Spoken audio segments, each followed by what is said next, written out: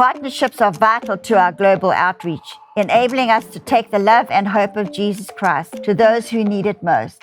Our Boots on the Ground Partnership Program physically ministers to those in desperate situations all over the world. The Israel Partnership furthers Kim's legacy of outreach to Israel and Jewish people worldwide. We invite you to become a partner today. Join us today and be part of a community that inspires hope, brings restoration to life, and often healing from the past. Together, we can make a difference, and we thank you for your ongoing support.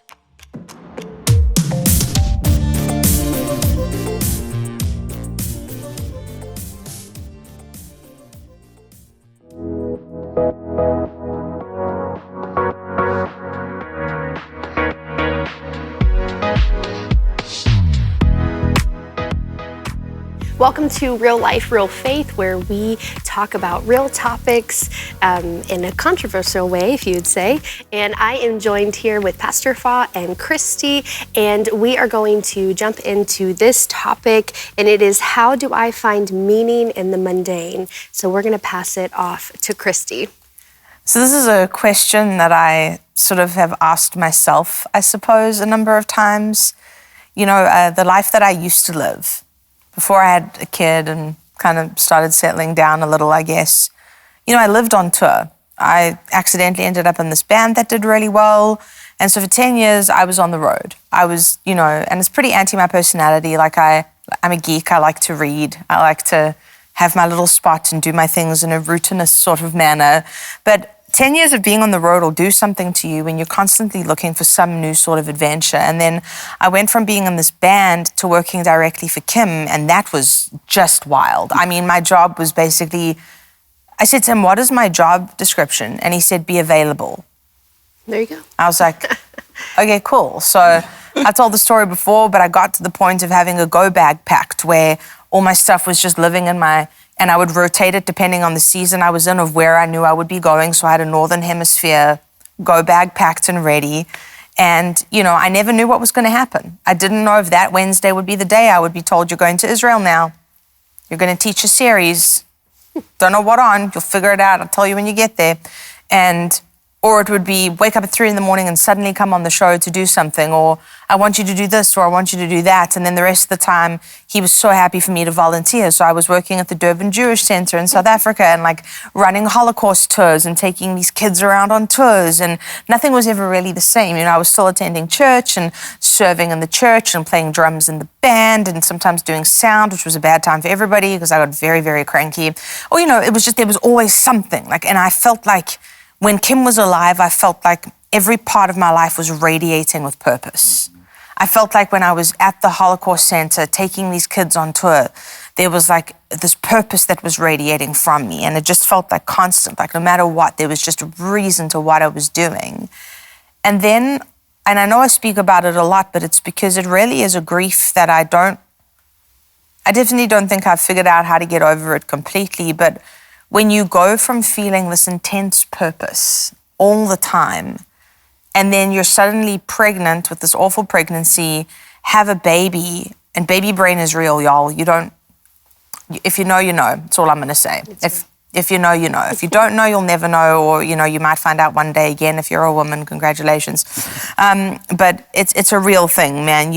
Everything is so disconnected. But suddenly I went from this life of planes and countries and these really big shows and being with Kim to just like, how does so much poop get on another person at 3 a.m? How is that possible? Yeah. And, you know, these are the questions. It's like, how does the science of that work? And you're going to like stressing about feeding and changing and bathing and laundry, and like, it's these elements of life that are necessary but can feel really mundane, especially if what you're accustomed to is pretty fast-paced and feeling like there's purpose in it. It was very difficult for me to feel like there was purpose in anything I was doing after having lost Kim, and it's still something I struggle with. You know, to this very day, it's something I struggle with. But the question I'm posing is, how do I find meaning in what would seem to be mundane which is the same question I would ask of you. How do you find meaning? And the scripture that comes to mind is, whatever you do, do it heartily as unto the Lord and not as unto men. And it's like, well, who decides what's important? I might have had people around me cheering and, yelling and signs and glitter and, yay, you're here, this drummer doing this concert. But who's to say that that's more important than raising a child up in the ways of God? There's infinitely more people trying to raise children right than there are people on a stage. And so I think as humans in a society, we've determined what's important and what isn't. But I'm trying to find meaning in elements of life that would be perceived to be mundane, and trying to figure out how to do every task I'm doing as unto God, not as unto man, and doing it with all my heart. I don't know. What are your thoughts on that? I think it's okay to miss chapters of your life. And I think and this isn't just for you, this is just transitioning in life. Like, there are chapters, and that's okay. Yeah. And chapters open and they close, and then you go to another one, and it's progression. So I think what you were saying, you were just la, la, la, la, la, and now like you're fully in motherhood mode. Yeah. And it's like, those are two dramatic, different lifestyles. Yeah, they're both very fast-paced, yeah, very unpredictable. Yeah, they are. And, they're both so vital and so important. And, it's hard to because as a woman, okay, I'm speaking like this, had my babies, and making the transition from, man, I want to do this in my life. And then you're halfway through your first kid and you realize I might not get to. That's where I feel like the shift is for me personally. People have different shifts in different moments of their life, but just that shift, do I still have purpose? And I think that's just a big human thing. And even if it doesn't have anything to do with you, you can still have purpose. You can give to charity, and you can, but I know it's not the same as hands in it. But just making that transition is hard. And I don't know, because I'm going through that, just understanding my future may look different than how I've envisioned it for 15 years. And I'm in it. I'm in that with You're you. So in the thick of it.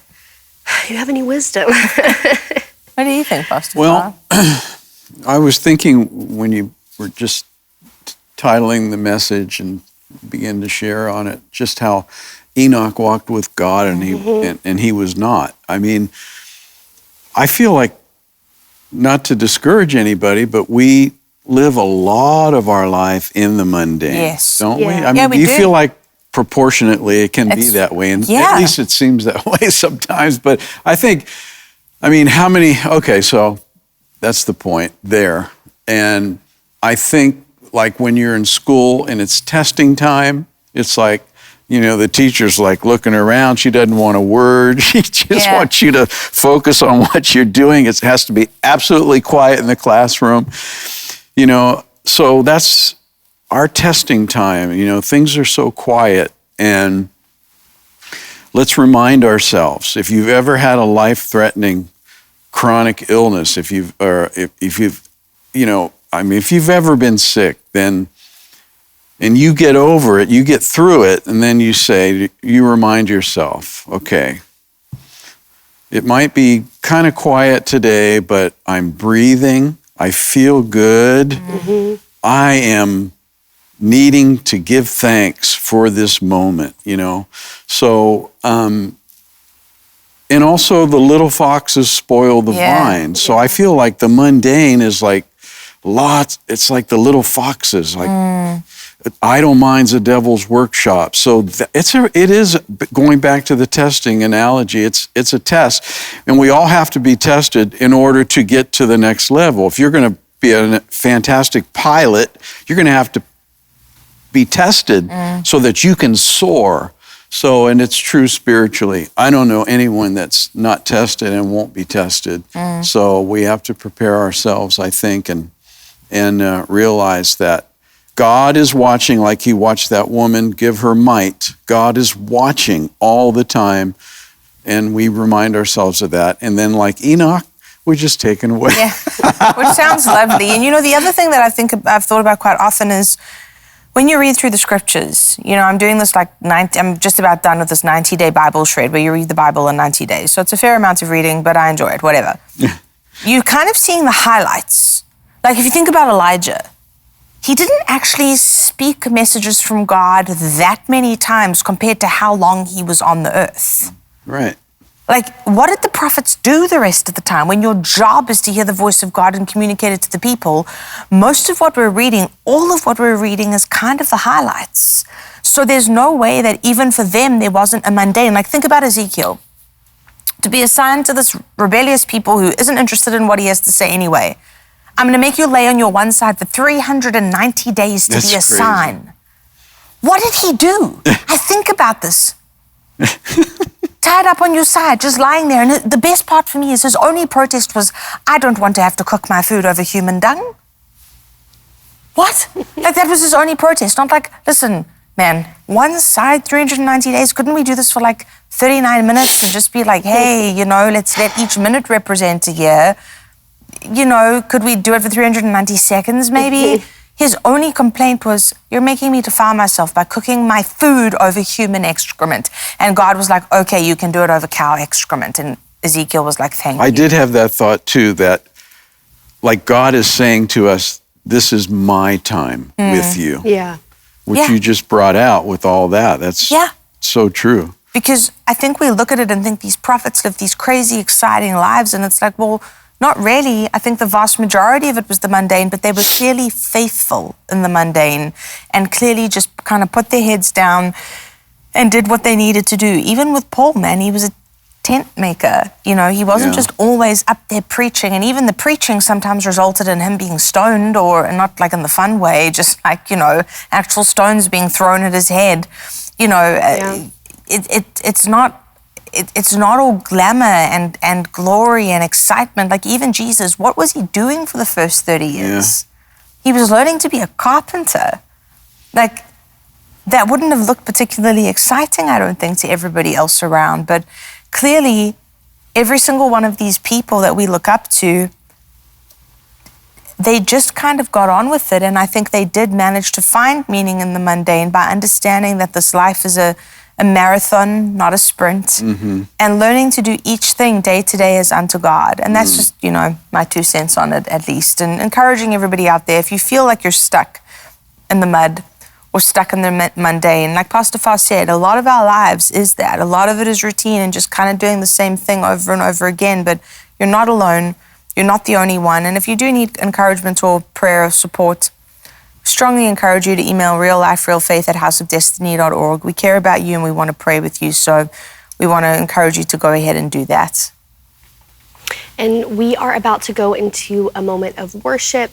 And before we do that, we just want to give you an opportunity to support Real Life, Real Faith so we can continue discussing topics with you every week. We are about to go into that worship moment and give you a sneak peek about what we are talking about next week. And so if we don't see the manifestation of something in our hands, in our life that is like, oh yeah, God did this, you have to also see him in the process of your life, in what he kept from you, what doors he did close. God is still moving in the silence. Please don't let me go.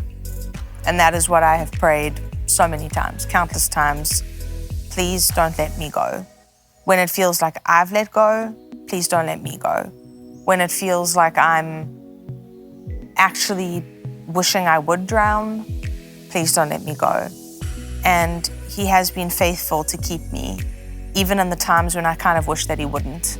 Do we believe that God has prepared something for us? Yes, he has. It's so inevitable, and everyone is so unique and so distinct. And it's just very exciting to think about, especially when maybe you don't feel like a whole lot is going on. When I look back, I didn't think that I would make it.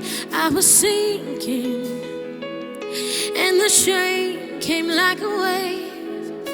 I just knew that I was too far gone, and you showed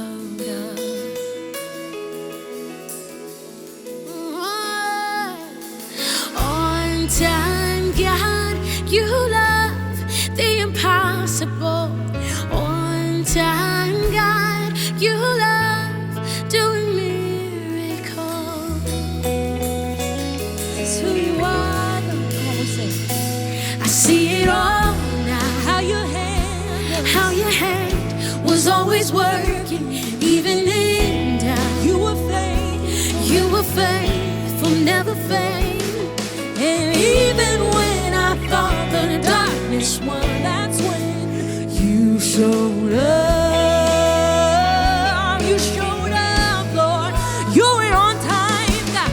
On time, God. You love the impossible. On time, God. You love doing miracles. 'Cause you're never too late. You never give up. Nothing's too far gone for the on-time God. You always show the on-time God. You love the impossible. On-time God. You love doing miracles. You're never too late. You never give up. Nothing's too far gone for the on-time God. 'Cause you always show up. You always show up. You're always here for us, yeah. So we know. My hope is knowing that my God is holding tomorrow in his hands. My life, your story, you're not finished with me yet. Come on, if you believe it, you say, my hope is knowing, oh, I know my God is holding tomorrow in his hands.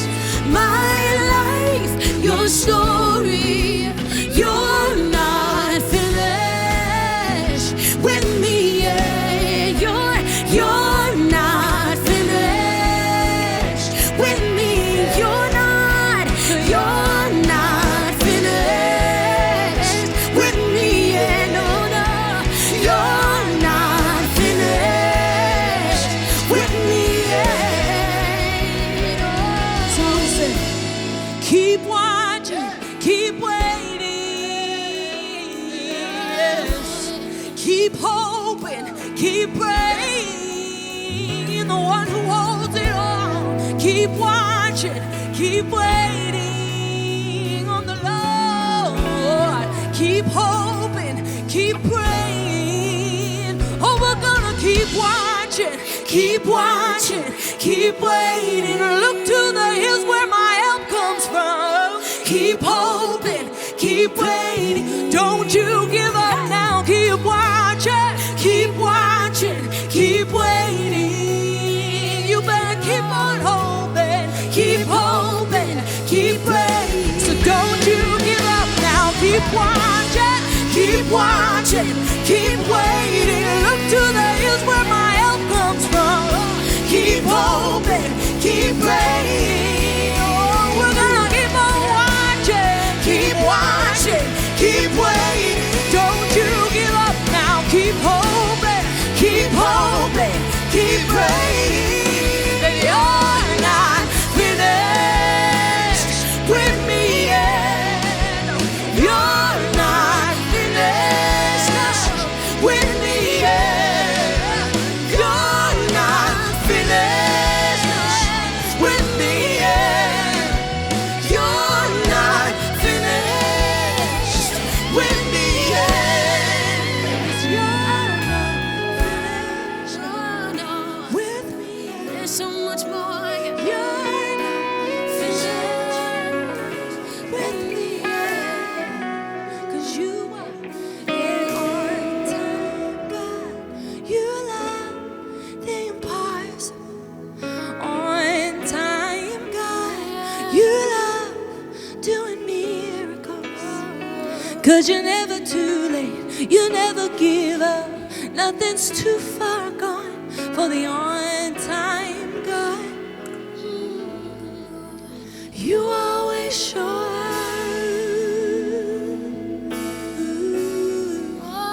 You always show up. Oh, you always show up. 'cause you always show up. When have you ever left? You always show up. When have you ever left? You always show up. I think back and I wonder, when have you ever left me? You've always been there. When have you ever loved me? Oh, you're never gonna let me down. And you're never gonna let me down. You're never gonna let me down. Come on, sing that, encourage yourself, say, you're never gonna let me down. No matter what it looks like, no, you're never gonna let oh, you're faithful, Lord. No, you're never gonna let me down. I believe you're never gonna let me. You always come through for me. You're never gonna let me down. Oh, you're never gonna let me down. Yeah. Never gonna let me down. You're never gonna let me down. You're never gonna let me down. You're never gonna don't you give up now, keep watching. You're never gonna let me down. You are the on-time God. You love the impossible. On-time God. You love doing miracles. You're never too late. You never give up. Nothing's too far gone for the on-time God. You always show up. You do love. Oh, you always show up. You do love. You always show up. Every time, Lord. You always show up. Yes, you do, Jesus. When I started MyPillow, it was just a problem solution, one product company. Well, since then, with the help of my dedicated employees, we now have hundreds of products, some you might not even know about. To get the word out, we're having a $25 extravaganza. 2-pack multi-use MyPillows, $25.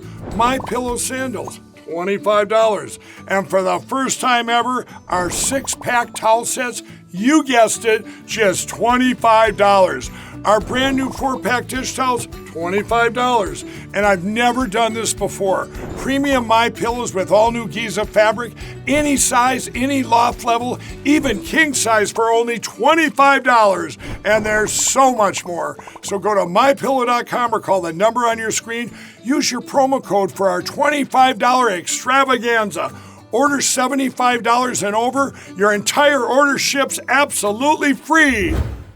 We here at the House of Destiny are partnering with you to let our viewers, of course, know about your company. It's Beverly Hills Precious Metal. Andrew, explain how that works. So I'll walk you through it right now. So if you go to bh-pm.com, right there on the homepage, you'll see a form that you could fill out. And that form is very important in letting us know how we can help you.